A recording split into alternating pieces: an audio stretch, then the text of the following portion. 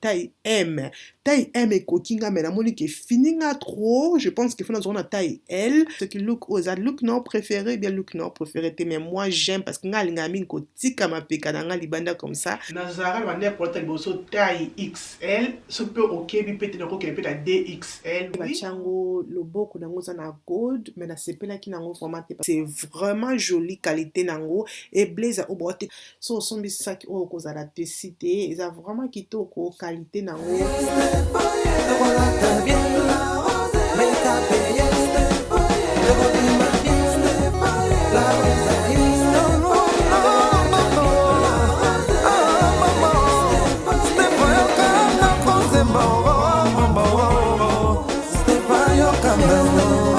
Bonjour les belles dames, j'espère que vous allez très bien. N'appelle n'a vient pas la grâce de Dieu, boniba santé, santé ça va. N'appelle santé tokos, n'zambe azobate là donc l'on est comme ça là. Choix hot mais câblement on a nous ensemble.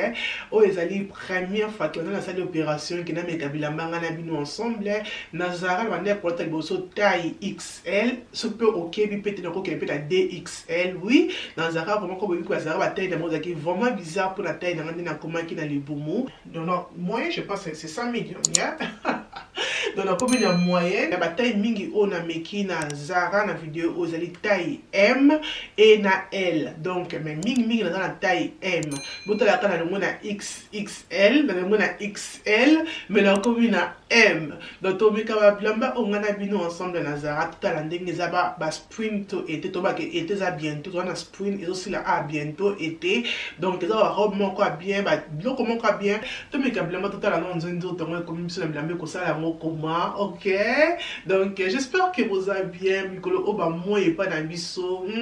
abi que mikolo o partout moi les autres dans quelques semaines here dans quelques semaines à to kotina été donc pourquoi pas pour la ça bloc aux arrêts et côté ici comme ba roba couleur et moi bloc au monde kanga na bino tikela en commentaire na se bisangai et lambani ni oyo et sembi na nzoto na ngai o ni na koki ko garder et ko sala nga bien makasi na koloba mingi ba libere dawana. Let's go, let's start. Ma belle, et le caliboson dans qui na Zara, tu vas peine à accessoire, dans qui des sacs oya mwindo, et ba chango le boko nango za na gold, mais na sepela qui nango formaté parce que la mona qui nango trop mouké, et na qui kozo pe sac oya chocolat, oh nous avons ma sac nanga ma favorite bag, I love this bag, so son bis sac o koza la décidé, ils a vraiment kitoko qualité nango, même de ba sali nango, c'est vraiment jolie couleur, au couleur nango avec beaucoup de bilamba na été oyo. Donc ça qui a moins de la monnaie qui ont trop mouké pour nangai ça qui vraiment look moko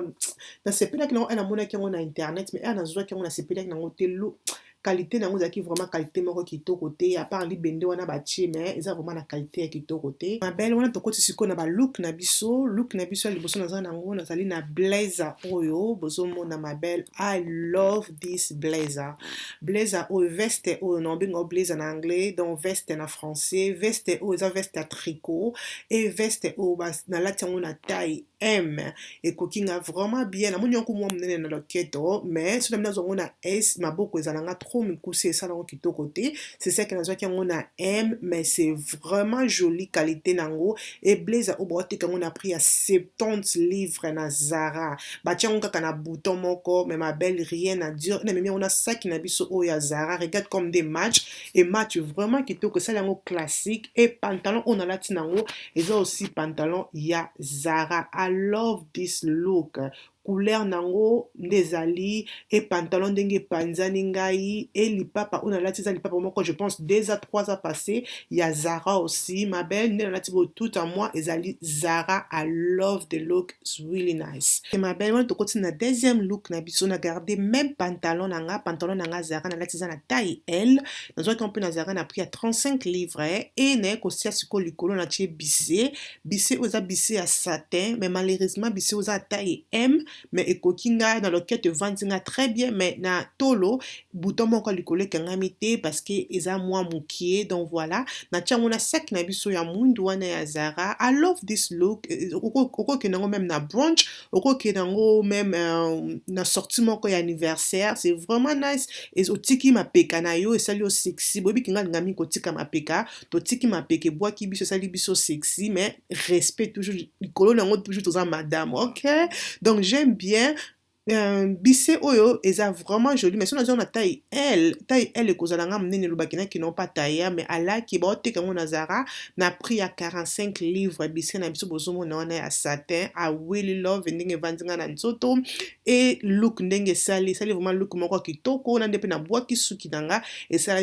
vraiment joli look o bomoni yango koma tikelanga commentaire na se yebisanga ce qui look o za look non préféré bien look non préféré mais moi j'aime parce que nga linga mingi ko tika pekadanga libanda comme ça na mona ke sala nga trop sexy après look na biso o ya pantalon pour que to kota na look mususu donc o look na nga suku na sala leki na pantalon ma belle zwata ya kotala top on a lati mais avant que la examine top on a lati na examine pantalon on a lati za taille L la Zara lequel te zob nene mais ma belle sur lequel te condi et comme un caba pantalon comme un nene bongo mais à la qui mais regardez-moi c'est top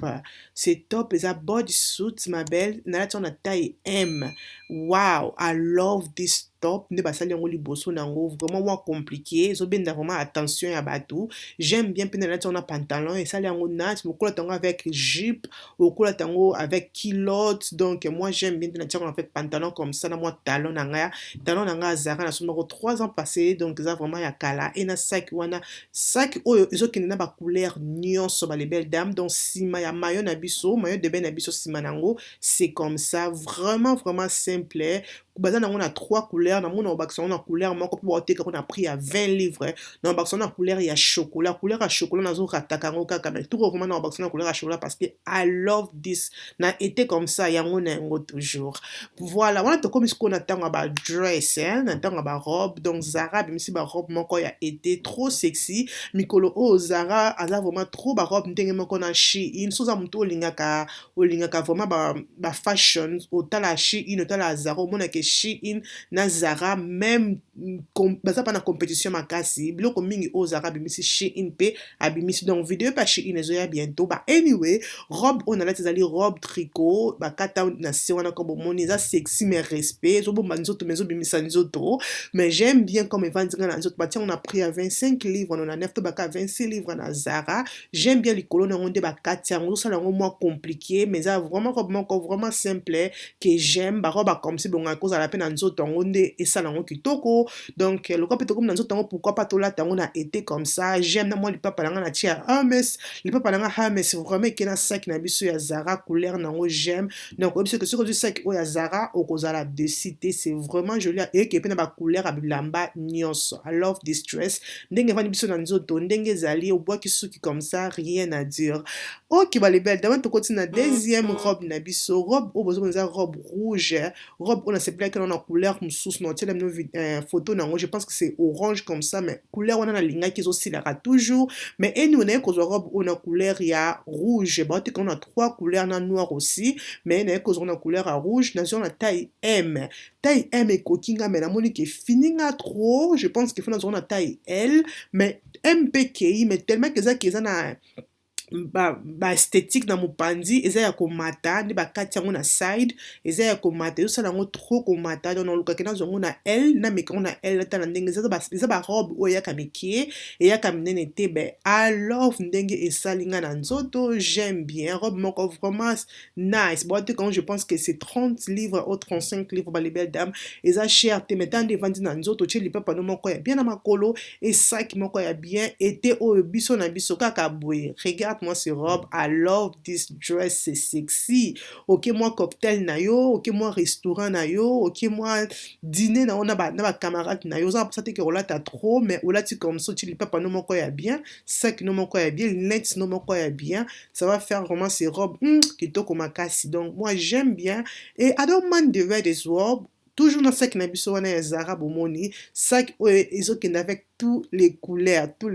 vraiment dans ce occasion au cause à la décité oyo robe na biso ya suka ba les belles dames toujours na même sac robe I love it eza ba marque ba robe mutu to ala tango te eza ba marque ba robe que omona que sérieux il faut ça na nzoto moko ya bien pour la tango il faut pas nzoto neza la trop impoli parce que ce que nzoto neza trop impoli omona que yo moko okokato za la mal à l'aise donc voilà nga nzoto neza trop impoli te comme ozomona donc robe moko vraiment nice I love it que non même pour na ba vacances, même tour na parc, même sortiment bon na poko ça parce que ça la trotter robe vraiment rien à dire à welela qui mais the thing about this dress is seulement que ezo monisa nzoto de fois là tango avec cycliste na c parce que sunute sous-vêtements nyonso ekobima libanda nzoto nyonso ekozala libanda donc mais à part ça j'aime bien nde basali yango katakata nde basali yango vraiment simple mpe eza mpe molai mais eza na fente oyo eza mwa impoli na bato balingaka te kolakisa nzoto okosomba yango apres otongi yango mais sunu te mpona ete j'aime bien na tianga lipapa na ngai Hermes